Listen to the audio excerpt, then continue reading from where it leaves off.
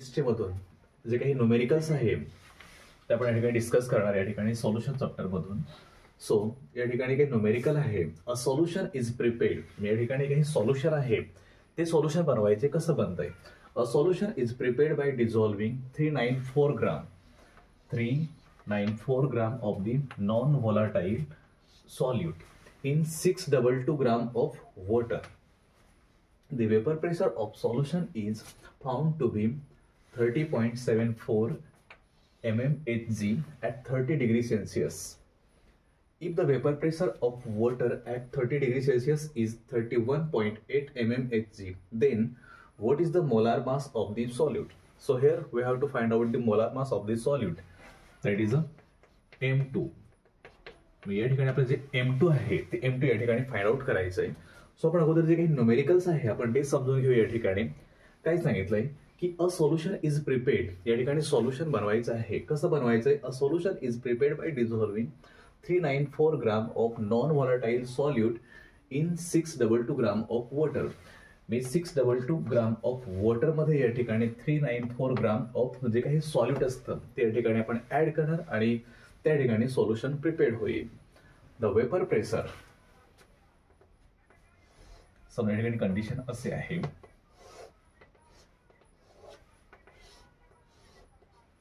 इथं आपण सुरुवात करूया. The vapour pressure of solution is found to be 30.74 mmHg at 30 degree Celsius. If the vapour pressure of water. समजा या ठिकाणी हे काय ह्याच्यामध्ये आहे वॉटर आहे. वॉटर आणि या ठिकाणी वॉटरच्या या ठिकाणी वेपर प्रेशर आहे. मग जे काही वॉटरचे वेपर प्रेशर आहे ते या ठिकाणी किती सांगितले. The vapour pressure of water is at 30 degree Celsius is 31.8 mmHg. मी जो काही वेपर प्रेशर आहे वॉटरचे ते या ठिकाणी आहे 31. मी खाली लिहितोय 31.8 mmHg.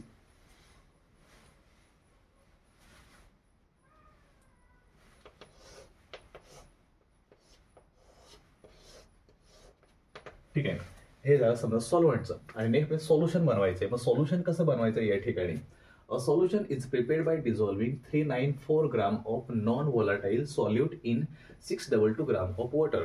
Me 622 gram of water मध्ये आपण या ठिकाणी 394 ग्राम जे काही सॉल्यूट असेल ते आपण या ठिकाणी सॉल्यूट ऍड करायचंय. सो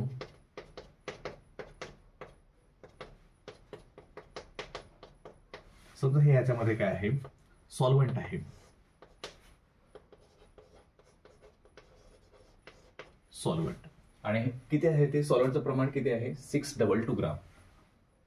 जे काही सॉल्व्हंट आहे ते कोण आहे वॉटर. किती आहे 622 ग्राम. आणि नेक्स्ट ह्याच्यामध्ये आपण काय ऍड केलंय सॉल्यूट ऍड केलंय आणि ते किती आहे 394 ग्राम. सो हे समजा ह्याच्यामध्ये आहे solute. That is a non volatile solute. किती आहे 394 gram. 394 gram of non volatile solute. So we have to find here the molar mass of this solute. या ठिकाणी आपल्याला M2 फाइंड आउट करायचं आहे. आणि ज्यावेळेस समजा जे काही सोल्युशन तयार होतंय यावेळेस जो काही सोल्युशनचा वेपर प्रेशर आहे जो काही सोल्युशनचा वेपर प्रेशर असेल तो नक्की ह्याच्यापेक्षा कमी असेल आणि तो किती आहे फाउंड टू बी 30.74 mmHg. हा जो असेल तो किती आहे 30.74 mmHg. आता समजा या ठिकाणी बघायला गेलं तर जे काही सॉल्व्हंट ह्याचं जे काही वेट आहे त्याला आपण काय सांगतो सॉल्व्हंट असेल त्याला आपण सांगू W1. आणि या ठिकाणी जे काही सॉल्यूट असेल सॉल्यूटचं वेट असेल त्याला आपण सांगणार W2. ठीक. आणि जे काही वेपर प्रेशर जसं सॉल्व्हंटचं असेल प्युअर सॉल्व्हंटचं त्याला आपण सांगायचं P1 नॉट. आणि जे काही सॉल्युशनचा वेपर प्रेशर असेल त्याला आपण सिम्पली काय सांगायचंय P1 सांगायचंय. ठीक आहे. सो या ठिकाणी गिवन काय दिलंय आपण लिहून घेऊया. सो गिवन गिवन काय काय दिलंय की समजा या ठिकाणी जे काही W1 आहे, W1 किती दिलंय 622 ग्राम. जे काही W2 आहे ते किती आहे 394 ग्राम, 394 ग्राम. आणि जो काही vapour pressure of the solution आहे तो किती आहे, that is P1, that is the vapour pressure of the solution, तो आहे 30.74 mmHg. आणि जो वेपर प्रेशर ऑफ सॉल्व्हंट आहे तो किती आहे, that is P1 not is equal to 31.8 mmHg. ठीक आहे. आणि आपल्याला फाइंड आउट काय करायचं आहे, we have to find out the molar mass of the solute. मग या ठिकाणी जो M2 असेल तो M2 या ठिकाणी आपल्याला फाइंड आउट करायचा आहे. ठीक आहे. सो या ठिकाणी मला या ठिकाणी फाइंड आउट काय करायचं आहे की जे मोलार मास ऑफ सॉल्यूट या ठिकाणी फाइंड आउट करायचं आहे. आणि हे जे कोणा रिगार्डिंग आहे, that is a vapour pressure regarding आहे. म्हणजे काही वेपर प्रेशर लॉवरिंग आहे ह्याचा जो फॉर्म्युला आहे तो फॉर्म्युला काय आहे,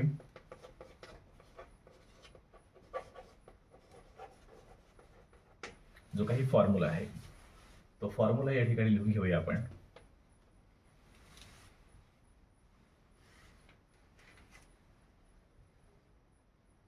ठीक आहे. हे जे आहे या ठिकाणी वेपर प्रेशर रिगार्डिंग आहे. सो या ठिकाणी जो वेपर प्रेशर फॉर्म्युला आहे तो या ठिकाणी del P upon P1 naught is equal to W2 into M1 आणि या ठिकाणी W1 into M2. ठीक आहे. सो या ठिकाणी जे डेल पी आहे ते आपण असंही लिहू शकतो, that is P1 not minus P1 upon P1 not is equal to W2 into M1 आणि या ठिकाणी W1 इंटू M2. ठीक आहे. सो नेक्स्ट आता आपण हे जे आहे हा जो फॉर्म्युला आहे आपण ह्याच्यामध्ये काही व्हॅल्यूज दिले, आपण व्हॅल्यू या ठिकाणी पुटअप करायचे. सो या ठिकाणी P1 नॉट ची व्हॅल्यू काय आहे, P1 नॉट ची व्हॅल्यू काय आहे या ठिकाणी 31.8 mmHg. नेक्स्ट मायनस आहे P1. P1 ची व्हॅल्यू किती आहे 30.74 mmHg. अपॉन या ठिकाणी कोण आहे P1 नॉट. मग P1 नॉट ची व्हॅल्यू किती आहे 31.8 mmHg is equal to next कोण आहे W2. मग W2 किती आहे या ठिकाणी 394 ग्राम. नेक्स्ट कोण आहे M1. मग या ठिकाणी M1 म्हणजे कोण असेल molar mass of the solvent. आणि सॉल्व्हंट कोण या ठिकाणी आहे वॉटर. मग वॉटर जे काही मोलार मास आहे ते किती असतं 18 असतं. सो या ठिकाणी 18 मॉल इनवर्स किंवा -1 या ठिकाणी लिहू शकतो. नेक्स्ट कोण आहे W1. आता W1 म्हणजे काय वेट ऑफ द सॉल्व्हंट. मग जे काही वेट ऑफ सॉल्व्हंट आहे ते या ठिकाणी किती आहे, वेट ऑफ सॉल्व्हंट 622 ग्राम, 622 ग्राम. आणि नेक्स्ट कोण आहे या ठिकाणी M2. मग या ठिकाणी M2 किती असेल, आपले M2 माहित नाही. We have to find out the value for the M2. म्हणजे molar mass of the salt find out करायचं आहे. या ठिकाणी आपल्याला M2 ची व्हॅल्यू या ठिकाणी फाइंड आउट करायची. सो या ठिकाणी आपण ह्याचं जे काही वजाबाकी असेल किंवा जो काही गुणाकार असेल आपण सगळ्या गोष्टी करून घ्यायच्यात या ठिकाणी. सो जर का समजा मी 31.8 मायनस 30.74 असं मी या ठिकाणी केलं 31.8 मायनस 30.74 इथं आपण 0 घ्यायचं.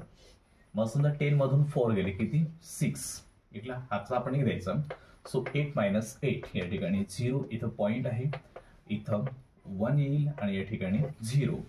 मग हे जे येईल त्याची व्हॅल्यू समजा आपण ह्याची जर वजाबाकी केली, सबस्ट्रॅक्शन केलं, जी काही व्हॅल्यू येते ती किती येते 1.06 mmHg आणि अपॉनला कोण आहे 31.8 mmHg इज इक्वल टू 394 ग्राम. आपण ह्याचं हे जे काही असेल गुणाकार असेल तो आपण मल्टिप्लिकेशन या ठिकाणी करायचं आहे. आपण ह्याचं ही मल्टिप्लिकेशन करायचं आहे. या ठिकाणी 394 ग्राम इंटू 18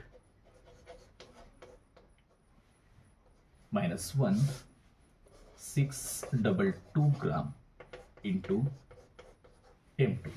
आपण इथपर्यंत जे काही मल्टिप्लिकेशन आहे हे तुम्ही करून घ्यायचंय.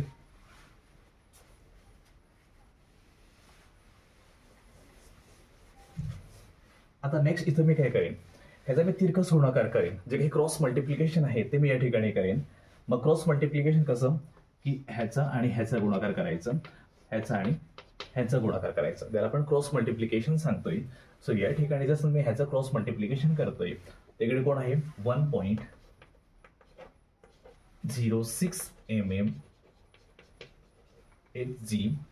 आणि इकडं कोण आहे ह्याच्या सोबत कोण आहे 622 इंटू 622 ग्राम इंटू या ठिकाणी कोण आहे M2 इज इक्वल टू. आता ह्याचं आणि ह्याचं होईल.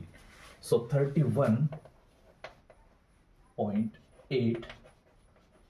mmHg आणि ह्याचं होईल इकडनं.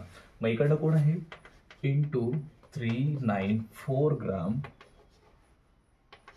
इंटू इकडे कोण आहे 18 मॉल मायनस 1 या ठिकाणी समजा. ठीक आहे. आता मला व्हॅल्यू कोणाची पाहिजे M2 ची पाहिजे. मग मी काय करेन, हा M2 इकडनं असंच ठेवेन ॲज इट इज आणि हे जे आहे ते मी तिकडनं येईन. सो या ठिकाणी हा जो M2 आहे तो M2 मी इकडनं असाच ठेवतोय आणि ह्याचं जे रिलेशन आहे इकडनं समजा M2C ते कोणतं आहे मल्टिप्लिकेशन वाला आहे. मग जर समजा हे जे आहे जर तिकडनं गेलं तर ते काय होईल मग डिवाइड होईल. मग मी अगोदर हे लिहून घेतोय, that is 31.8 mmHg into 394 gram into 18 mall minus 1. ठीक. आणि हे जे आहे समजा ह्याचं जे काही M2 आणि ह्याचं काही रिलेशन आहे ते कोणतं आहे मल्टिप्लिकेशन वाला आहे. मग जर समजा हा जो भाग आहे जर तिकडनं गेला तर तो काय होईल मग या ठिकाणी डिवाइड होईल. सो मी या ठिकाणी तो खाली लिहेन. सो 1.06 mmHg इंटू 622 ग्राम. ठीक आहे. मग आता कॅन्सल काय काय होईल, समजा हा mmHg हा mmHg कॅन्सल होईल. इकडे समजा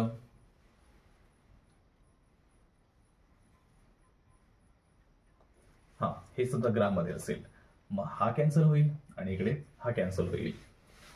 मग जे काही M2 असेल मग ह्याचा आपण जो काही गुणाकार भागाकार काय असेल तो आपण करायचा आहे आणि जे लास्ट वाले युनिट असेल समजा ह्याचं आन्सर समजा XYZ काय येतंय ते आपण करायचंय आणि युनिट्स ह्याला समजा जे काही मॉल -1 जे असेल आपण युनिट या ठिकाणी द्यायचंय. ठीक आहे. आपण या पद्धतीने जे काही हे सॉल्युशन आहे किंवा हे समजा हे प्रॉब्लेम किंवा हे न्यूमेरिकल आहे ते आपण या पद्धतीने सॉल्व्ह करण्याचा प्रयत्न करायचा आहे. ठीक आहे. धन्यवाद.